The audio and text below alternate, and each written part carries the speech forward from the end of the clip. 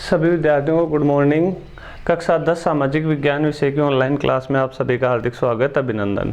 देखो बच्चों, हम बात कर रहे थे सामाजिक विज्ञान के पहले लेसन की। पहले लेसन के 2 वीडियो पहले अपलोड किए जा चुके हैं और आज 3rd वीडियो में देखो, लास्ट जो वीडियो हुआ था उसमें अपन ने मौर्य काल के बारे में चर्चा की थी। मौर्य काल के जो भी प्रमुख शासक थे, 3 शासकों को लेकर अपनी चर्चा हुई थी। मौर्य काल का पहला शासक चंद्रगुप्त मौर्य, दूसरा शासक बिंदुसार, तीसरा शासक अशोक। और आज के वीडियो में अपन बात करेंगे मौर्य काल के प्रशासन के बारे में। अब देखो, संपूर्ण प्रशासन को अपन एक साथ न पढ़कर संपूर्ण प्रशासन को लेकर अपन अलग अलग क्वेश्चन बनाएंगे। जैसे पहला प्रश्न लेंगे अपन, मौर्य कालीन केंद्रीय प्रशासन। ऐसे एक एक प्रश्न लेते जाएंगे अपन। सबसे पहले मौर्य कालीन केंद्रीय प्रशासन की बात कर लेंगे, उसके बाद मौर्य कालीन प्रांतीय प्रशासन की, फिर मौर्य कालीन सामाजिक व्यवस्था की, मौर्य कालीन नगरीय प्रशासन की, सैन्य प्रशासन की, न्यायिक प्रशासन की। ऐसे करके एक एक का अपन उल्लेख करेंगे। तो पहला प्रश्न लेते हैं अपन, मौर्य कालीन केंद्रीय प्रशासन। ये अपने आज के वीडियो की शुरुआत का पहला प्रश्न। अब समझना, मौर्य काल में क्या होता था कि संपूर्ण शक्तियां राजा के पास होती थी, लेकिन इतना होने के बाद भी राजा निरंकुश नहीं हुआ करता था। बोर्ड पे लिखता हूं, फिर और समझा दूंगा। मौर्य काल में संपूर्ण शक्तियां किसके पास होती थी? राजा के पास होती थी, लेकिन फिर भी राजा निरंकुश नहीं होता था।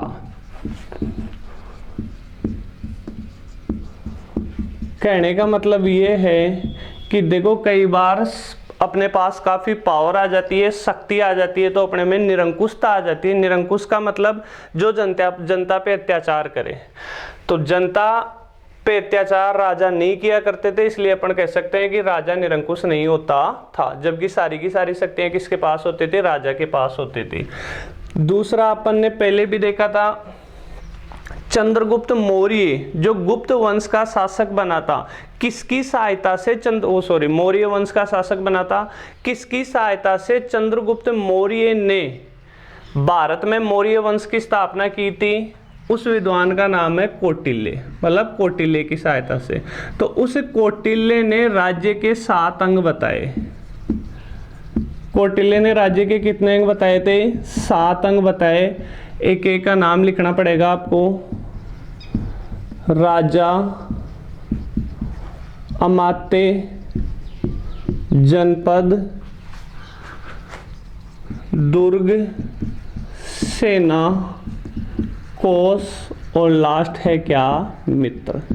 अब इनका मतलब समझना, कौटिल्य ने एक उदाहरण दिया था कि जिस प्रकार हमारे कई अंगों से मिलकर एक शरीर का निर्माण होता है, उसी प्रकार इन 7 अंगों से मिलकर किसका निर्माण होता है? राज्य का निर्माण होता है।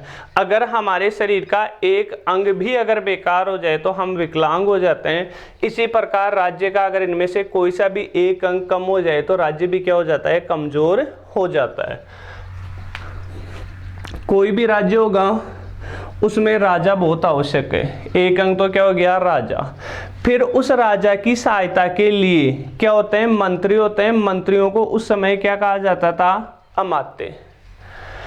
फिर जनपद। जनपद का मतलब होता है भूभाग या क्षेत्र, क्योंकि राजा कोई आसमान में तो शासन करेगा नहीं, उसको शासन करने के लिए क्या चाहिए? एक क्षेत्र चाहिए। उस क्षेत्र को क्या कहा जाता था? जनपद।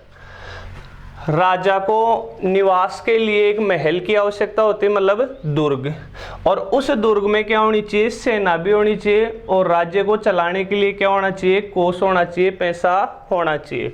और ये भी नहीं कर सकता राजा की आसपास में सभी से दुश्मनी मोल ले ले। उसके कुछ क्या होने चाहिए? मित्र भी होने चाहिए, जो संकट के समय उसका साथ देश के। तो कौटिल्य ने राज्य के कितने अंग बताए थे? 7 अंग बताए थे। अब तीसरा सुनना, राजा द्वारा जब भी मंत्रियों की नियुक्ति की जाती थी, मंत्रियों की नियुक्ति करने से पहले राजा उनके चरित्र का परीक्षण करता था कि कहीं इनके चरित्र में कोई गड़बड़ तो नहीं है। वो जो चरित्र का परीक्षण होता था उसे कहा जाता था उपधा परीक्षण। क्या कहते थे? उपधा परीक्षण। तो तीसरा पॉइंट लिखोगे आप, राजा मंत्रियों की नियुक्ति से पहले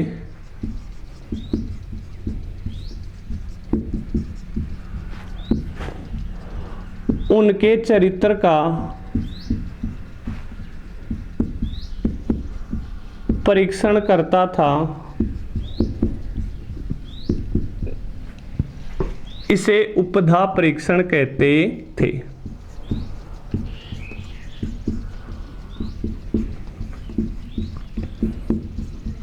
तीसरा पॉइंट आपको ये बताना है। अब अगला सुनना, देखो जो मौर्य काल का केंद्रीय प्रशासन था वो संपूर्ण प्रशासन कितने विभागों में बटा हुआ था? 18 विभागों में बटा हुआ था। संपूर्ण केंद्रीय प्रशासन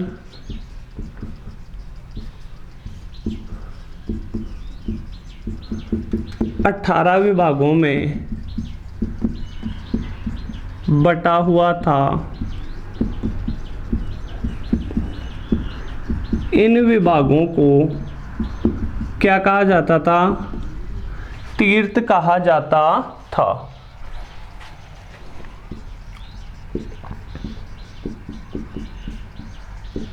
अब सुनना, देखो आज हम बात करें, जैसे आज हमारा जो केंद्रीय प्रशासन है, भारत सरकार का जो प्रशासन है, उस प्रशासन में कई विभाग होते हैं।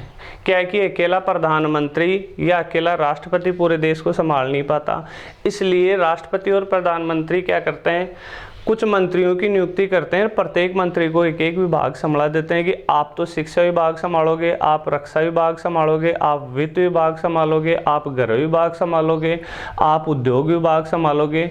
तो ऐसे करके उस प्रशासन को, उस केंद्रीय प्रशासन को किस में बांट देते थे? विभागों में बांट देते थे। तो पहले भी यही सिस्टम था। संपूर्ण केंद्रीय प्रशासन कितने विभागों में बटा हुआ था? 18 विभागों में बटा हुआ था। और इन विभागों को क्या कहते थे उस समय? तीर्थ कहा जाता था। तीर्थ का अध्यक्ष महामात्र कहलाता था। तीर्थ के अध्यक्ष को क्या कहते थे? महामात्र। ये आपका कंप्लीट हो गया केंद्रीय प्रशासन। अपने 4 नंबर का प्रश्न बन सकता है, मौर्यकालीन केंद्रीय प्रशासन का उल्लेख करो। इसमें आपको कम से कम ये 4 पॉइंट लिखने हैं। ये लास्ट वाला अगर आपको याद नहीं रहे तो आप इसको छोड़ देना, क्योंकि अपने 4 पॉइंट यहाँ भी कंप्लीट हो जाते हैं। समझ गए बात? तो ये तो आज तो अपन ने कर ली किसकी चर्चा? केंद्रीय प्रशासन की। अब बात करेंगे अपन मौर्यकालीन प्रांतीय प्रशासन की।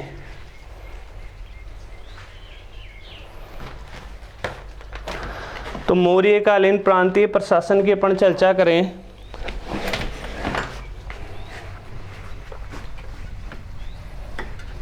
देखो जो भी आज जो प्रश्न करवाए जा रहे हैं सभी प्रश्न 4-4 नंबर के बनते हैं। मैंने आपको पहले भी कहा था इस लेसन से एक प्रश्न आएगा 4 नंबर का और एक प्रश्न आएगा 1 नंबर का।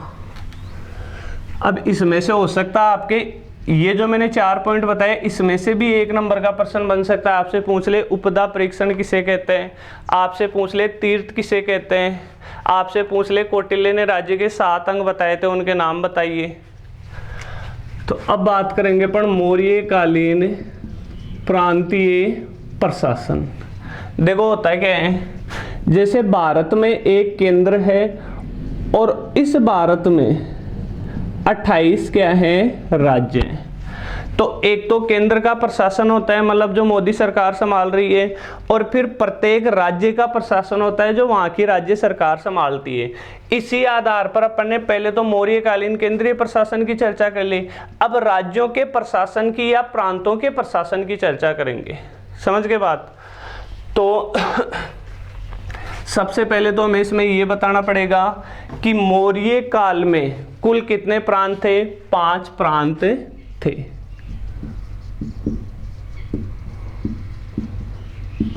मौर्य काल में कुल 5 प्रांत थे। अब वो 5 प्रांत कौन कौन से थे, प्रांतों का नाम हमें लिखना पड़ेगा और उन प्रांतों की हमें राजधानी बतानी पड़ेगी।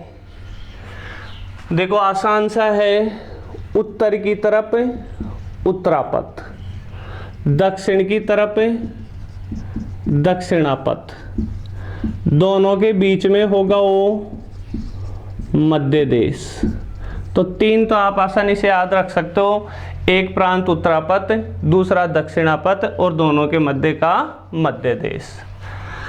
एक आपको याद रखना पड़ेगा अवंती, और एक प्रांत आपको याद हो तो सम्राट अशोक ने एक विजय प्राप्त की थी किस पर, कलिंग पर। तो 5वां प्रांत कौन सा हो जाएगा, कलिंग। अब इनकी राजधानी देखनी है आपको सबकी। उत्तरापथ की जो राजधानी हुआ करती थी वो राजधानी थी क्या, तक्षशिला। दक्षिणापथ की जो राजधानी थी उस राजधानी का नाम था क्या, सुवर्णगिरी। समझ गए बात। मध्य देश की जो राजधानी थी वो थी क्या, पाटलिपुत्र, और राजा एकदम मध्य में जो राजधानी थी पाटलिपुत्र वहां बैठा करता था। अवंती की राजधानी थी वो थी क्या, उज्जैनी, और कलिंग की राजधानी मैंने आपको पहले भी बताया था कि सम्राट अशोक ने कलिंग को जीतने के बाद उसकी राजधानी बनाया किसको, दोली या तोसली। जो दोनों में से आपको एक नाम याद रह जाए वो नाम आप लिख देना, और दोनों याद रह जाएं तो ओब्लिक करके दोनों लिख देना। ये थे क्या थे, 5 प्रांत मौर्य काल में, और ये 5 प्रांतों की राजधानी। अब आगे सुनना, जो प्रांतों को संभालने की जिम्मेदारी होती थी वो होती थी राजकुमार की, मतलब राजा का जो बेटा होता था ना। अब राजा का कोई एक बेटा तो था नहीं, राजा के तो उस समय तो 10-20 बेटे हुआ करते थे। तो 5 बड़े बेटे होते थे, उनको 5 प्रांत संभालने की जिम्मेदारी दे दी जाती थी, और उस राजकुमार को कहा जाता था क्या, कुमार। तो इसमें नीचे आप ये लिखोगे, प्रांत का प्रमुख अधिकारी, प्रांत का प्रमुख अधिकारी राजकुमार होता था, जिसे कुमार कहा जाता था। ये अपना प्रांतीय प्रशासन कंप्लीट। इसी के साथ मौर्यकालीन प्रशासन का अपना दूसरा क्वेश्चन भी कंप्लीट। इस लेसन में देखो, अभी 10th क्लास की एग्जाम भी आने वाली है 29 जून को सामाजिक की, तो ध्यान रखना 10th क्लास के लिए जो सबसे महत्वपूर्ण क्वेश्चन जो बनते हैं ना इस लेसन के, 2 प्रश्न ये बहुत ज़्यादा महत्वपूर्ण है। इससे पहले वाला मौर्यकालीन केंद्रीय प्रशासन और एक ही मौर्यकालीन प्रांतीय प्रशासन, और एक सबसे महत्वपूर्ण प्रश्न इसमें से बनता है 4 नंबर का, कौन सा, अशोक का धम्म। ये 3-4 प्रश्न काफ़ी महत्वपूर्ण है जो एग्जाम में काफ़ी बार आ चुके और इनकी आने की संभावना रहती है। तो ये हो गया अपना क्या, मौर्यकालीन प्रांतीय प्रशासन। अब देखो, प्रांत का मतलब तो राज्य हो गया, उसके बाद एक राज्य में भी कई शहर आते हैं। शहर को क्या बोलते हैं अपन, नगर कहते हैं। तो अब अपन बात करेंगे इस लेसन का तीसरा प्रश्न जो होगा मौर्यकालीन नगरीय प्रशासन। मौर्यकालीन प्रशासन का प्रश्न नंबर 3, और वो है मौर्यकालीन नगरीय प्रशासन। इस क्वेश्चन को अपन बहुत शॉर्ट में लेंगे, आने की ज़्यादा संभावना भी नहीं है, हो सकता है 1 नंबर का ही आपके ये बन जाए। अब सुनना है इसमें, देखो मौर्य काल में क्या था, नगर को संभालने के लिए 6 समितियां बनी हुई थी। जैसे एक समिति व्यापार का कार्य देख लेती थी, एक समिति कितना टैक्स लेना है वो देख लेती थी। तो ऐसे करके 6 समितियां बनी हुई थी। प्रत्येक समिति में सदस्य होते थे कितने, 5। अब आप खुद अनुमान लगा लेना कि कुल कितने सदस्य थे। आंसर लिख रहा हूं मैं इसका, नगरीय प्रशासन को संभालने के लिए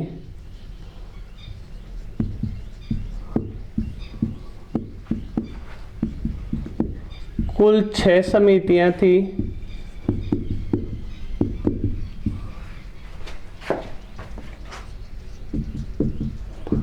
तथा प्रत्येक समिति में 5 सदस्य होते थे। इस प्रकार नगरीय प्रशासन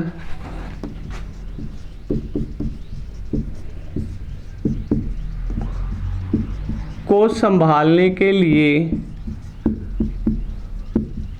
कुल,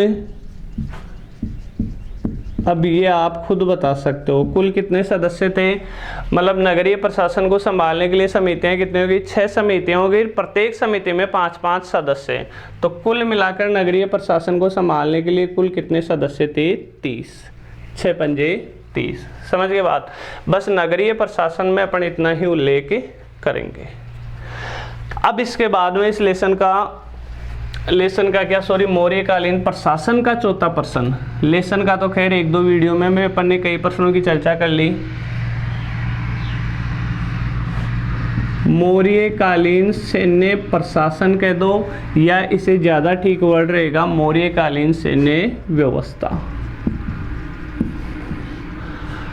अब देखो पहला पॉइंट तो इसमें अपन वो का वो लिखेंगे, क्या लिखेंगे, सैन्य व्यवस्था को संभालने के लिए कुल 6 समितियां थी, क्योंकि नगर को संभालने के लिए भी 6 समितियां थी, और सैन्य प्रशासन को या सैन्य व्यवस्था को संभालने के लिए भी कितनी समितियां थी, 6 समितियां थी, और प्रत्येक समिति में 5 सदस्य होते थे। इस प्रकार सैन्य व्यवस्था को संभालने के लिए कुल कितने सदस्य होते थे, 30 सदस्य होते थे। तो पहला पॉइंट तो वो का वो काम में आ जाएगा आपके। तो यहाँ लिख देंगे नगरीय प्रशासन की जगह सैन्य व्यवस्था, नगरीय प्रशासन की जगह क्या लिखेंगे अपन, सैन्य व्यवस्था। तो पहला पॉइंट अपना होगा सैन्य व्यवस्था को संभालने के लिए कुल 6 समितियां थी, प्रत्येक समिति में 5 सदस्य होते थे। इस प्रकार सैन्य व्यवस्था को संभालने के लिए कुल कितने सदस्य थे, 30 सदस्य थे। समझ गए बात। अब दूसरी बात अपन करेंगे, उस समय, मतलब कब की बात है, मौर्य काल की, उस समय 5 प्रकार की सेना थी। अब देखो कौन कौन सी सेनाएं थी उस समय। कुछ सैनिक तो रहते थे पैदल, तो एक तो कौन सी हो गई, पैदल सेना, और कुछ सेना रहती थी घोड़ों पे। युद्ध करने जाते थे तो कुछ सैनिक तो पैदल जाते थे, कुछ सैनिक घोड़ों पे जाते थे। तो दूसरी सेना कौन सी हो गई, अश्व सेना। अश्व सेना कह दो चाहे घुड़ सेना कह दो, एक ही बात है, क्योंकि घोड़े को ही क्या कहते हैं, अश्व कहते हैं। कुछ सैनिक होते थे वो रथ लेके जाते थे, इसका मतलब तीसरी सेना कौन सी हो गई, रथ सेना। कुछ सैनिक होते थे वो हाथी पर बैठकर जाते थे, तो चौथी सेना कौन सी हो गई, हाथी सेना। और 5वीं जो सेना हुआ करती थी उस समय चल गई थी कौन सी सेना, नौ सेना। तो इस प्रकार अपन कह सकते हैं कि उस समय 5 प्रकार की सेना थी, पैदल सेना, अश्व सेना, रथ सेना, हाथी सेना और नौ सेना। लास्ट अपन इसमें पॉइंट लिखेंगे कि जो सेना का सबसे बड़ा अधिकारी होता था वो अंतपाल होता था। जैसे आज सेना के सबसे बड़े अधिकारी को अपन सेनापति या सेनाध्यक्ष कहते हैं, उस समय सेना के सबसे बड़े अधिकारी को क्या कहा जाता था, अंतपाल। सेना का सबसे बड़ा अधिकारी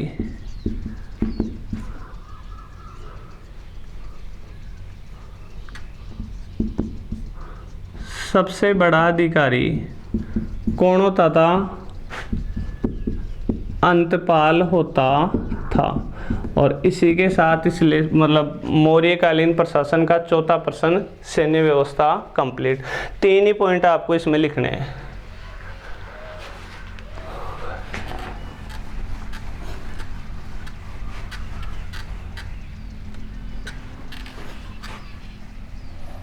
अब अपन बात करेंगे मौर्य काल की न्याय व्यवस्था के बारे में।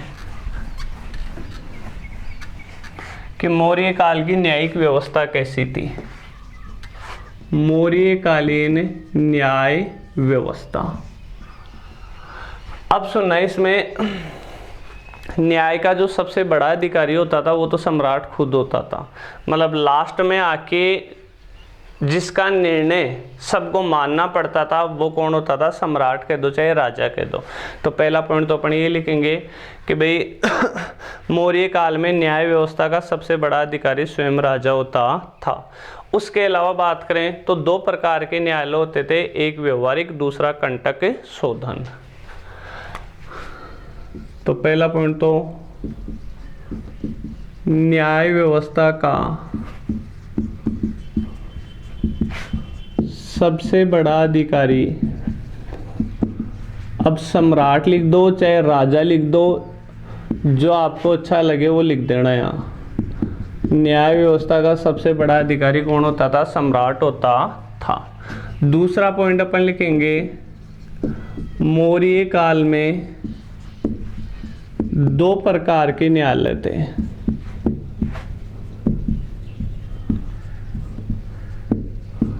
समझना कौन कौन से। एक तो था कौन सा, धर्म स्थय्य, आधा से फिर थे मतलब थी फिर ये, और दूसरा जो होता था उसका नाम था क्या, कंटक शोधन। अब अर्थ मैं आपको बता दूंगा, देखो इसमें लिखना क्या है, यह एक प्रकार का दीवानी न्यायालय था। समझ गए बात। एक इसमें लिखोगे आप, इस न्यायालय में 3 व्यावहारिक व 3 अमात्य होते थे। समझ गए बात। इस न्यायालय का प्रमुख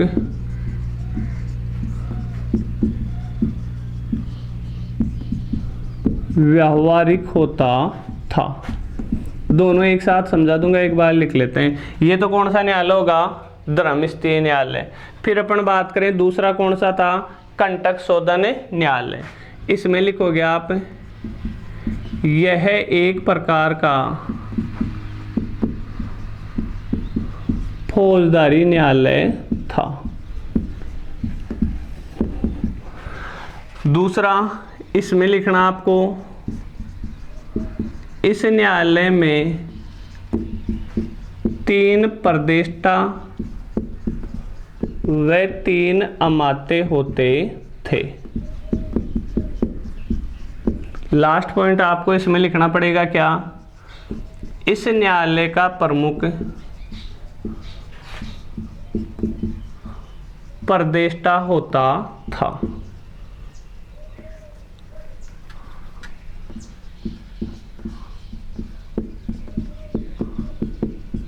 अब समझना इसका मतलब, 2 प्रकार के न्यायालय हो गए, धर्मस्थीय और कंटक शोधन। धर्मस्थीय न्यायालय में तो कौन से मामले जाते थे, दीवानी मामले। तो ये न्यायालय हो गया दीवानी, और ये न्यायालय हो गया कौन सा, फौजदारी। देखो, अगर पैसों से संबंधित कोई मामला होता है, आज वर्तमान की बात कर रहा हूं मैं, और वर्तमान व्यवस्था ही पहले थी। पैसों से संबंधित अगर कोई मामला होता है, उस मामले को कहते हैं अपन दीवानी न्याय, वो दीवानी मामले। क्या कहते हैं, दीवानी मामले। तो इसमें तो पैसों से संबंधित मामले जाते थे, तो ये तो कैसा हो गया, दीवानी न्यायालय हो गया। और चोरी से संबंधित मामले या लूट डकैती से संबंधित जो मामले होते हैं वो होते हैं फौजदारी मामले। तो चोरी, लूट, डकैती से संबंधित मामले कौन से न्यायालय में जाते थे, कंटक शोधन में जाते थे, इसलिए ये कैसा हो गया, फौजदारी न्यायालय। इस न्यायालय में तो 3 व्यवहारिक और 3 अमात्य होते थे, और जो प्रमुख होता था वो व्यवहारिक होता था। इस न्यायालय में 3 प्रदेष्टा और 3 अमात्य होते थे, जो प्रमुख होता था वो कौन होता था, प्रदेष्टा होता था। ये क्या है कि ये प्रदेष्टा, व्यवहारिक उस समय के नाम थे, मतलब पद के नाम थे, पोस्ट के नाम थे। ये हो गई मौर्यकालीन न्याय व्यवस्था।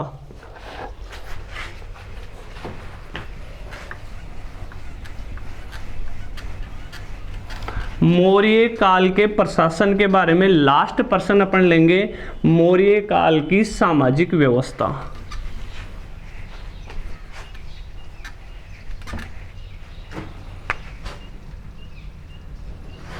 मौर्यकालीन सामाजिक व्यवस्था या अपन कह सकते हैं मौर्यकालीन समाज। अब देखो मौर्य काल में समाज की स्थिति क्या थी, तो इसमें सबसे पहले तो अपन बात करें कि भाई मौर्य काल के समाज की जानकारी अपने को कैसे प्राप्त होती है। तो देखो आपको पता है कि कुछ विद्वान थे उस समय के। कौटिल्य उस समय का विद्वान था जिसने पुस्तक कौन सी लिखी थी, अर्थशास्त्र।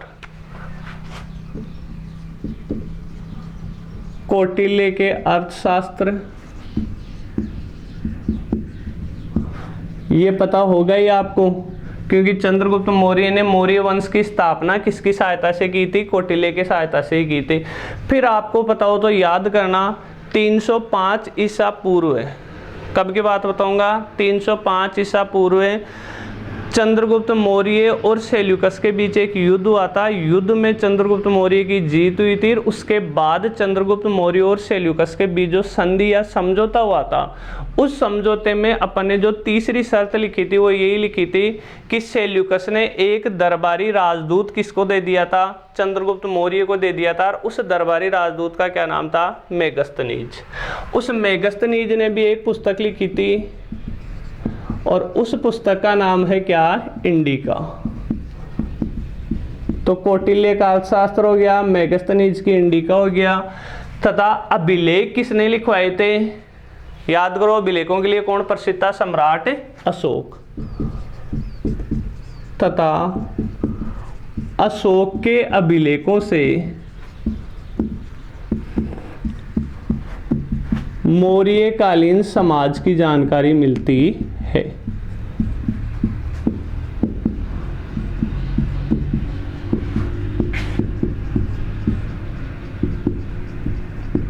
मतलब मौर्यकालीन समाज की जानकारी हमें कहाँ से मिलती है, तो कौटिल्य की पुस्तक अर्थशास्त्र से, मेगस्तनीज की पुस्तक इंडिका से और अशोक के अभिलेखों से हमें मौर्य काल के समाज की जानकारी मिलती है।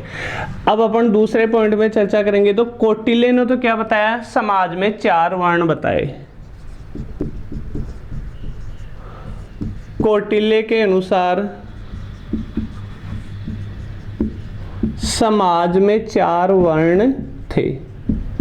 4 वर्ण कौन कौन से थे, ब्राह्मण, क्षत्रिय, वैश्य और शूद्र। अब समझना, ब्राह्मण तो जो होते थे ना, वो यज्ञ वगैरह करवाते थे और दान लेते थे।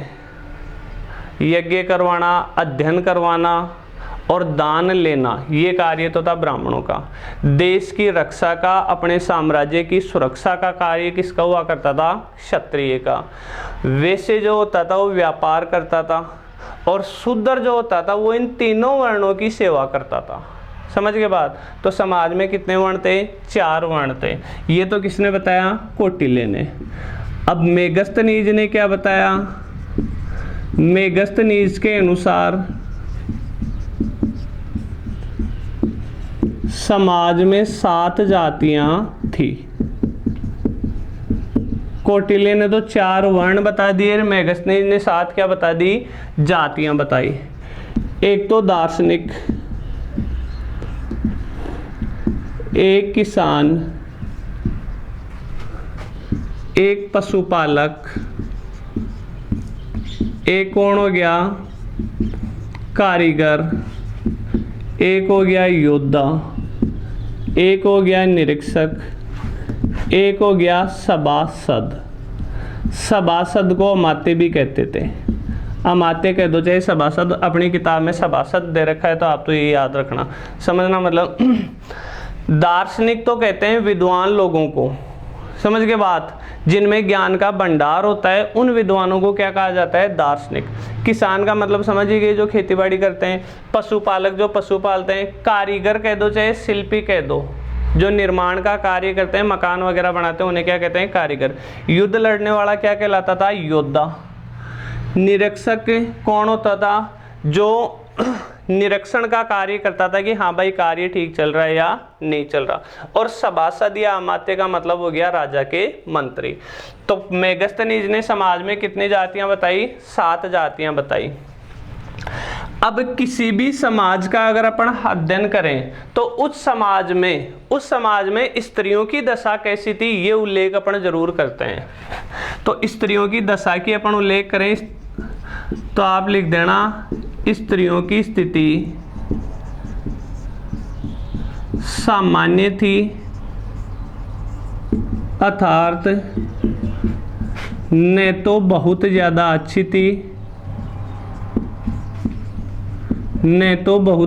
अच्छी थी और ना ही बहुत बुरी थी, और ना ही बहुत बुरी थी।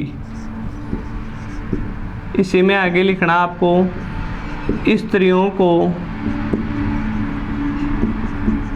पुनर्विवाह व नियोग की अनुमति थी। अब समझना इसका मतलब, स्त्रियों की उस समय स्थिति ना तो बहुत ज़्यादा अच्छी थी ना बहुत खराब थी, मतलब सामान्य स्थिति थी। स्त्रियों को पुनर्विवाह की अनुमति भी थी और नियोग की अनुमति भी थी। देखो पुनर्विवाह का मतलब तो क्या होता है, यदि किसी स्त्री का पति एक्सपायर हो जाए, खत्म हो जाए, इसका मतलब वो विधवा हो गई। विधवा होने के बाद वो दूसरे पुरुष से शादी करे, समझ गए बात, वो तो हो गया क्या? पुनर्विवाह। नियोग का मतलब क्या होता है, यदि किसी स्त्री के पति की वजह से संतान की प्राप्ति नहीं हो, पति में कोई कमी हो जिसकी वजह से उस स्त्री को संतान ना हो, तो स्त्री संतान प्राप्ति के लिए दूसरे पुरुष का सहारा ले सकती है। दूसरे पुरुष का सहारा लेने का मतलब क्या हो गया? नियोग।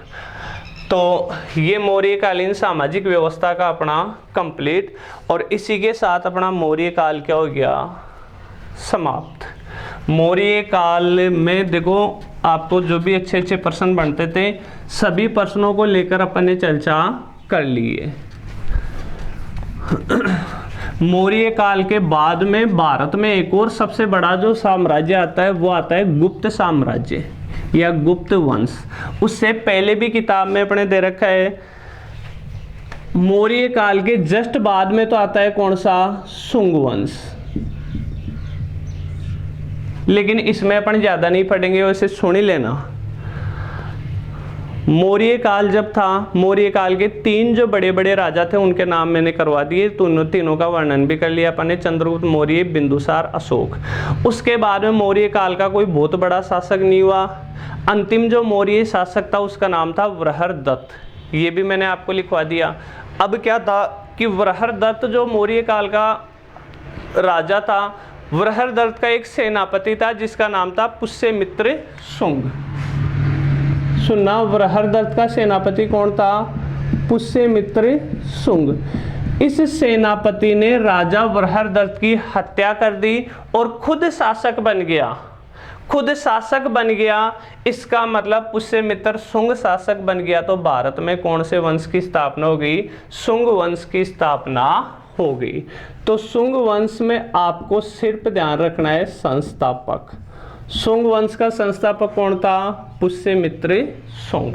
बस, इसके अलावा ज्यादा कोई चर्चा नहीं करेंगे अपन इस वंश की। एक ही नंबर का इसमें से प्रश्न बनता है, इसका संस्थापक पूछे तो आप बता देना पुष्यमित्र शुंग।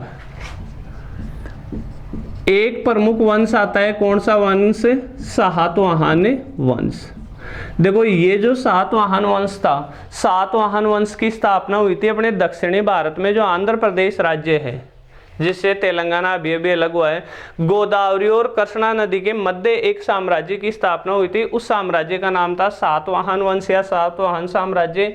इसमें भी अपने को केवल 2 ही बातें याद रखनी है। एक तो सातवाहन वंश का संस्थापक, सातवाहन वंश की स्थापना किसने की थी? सिमुक।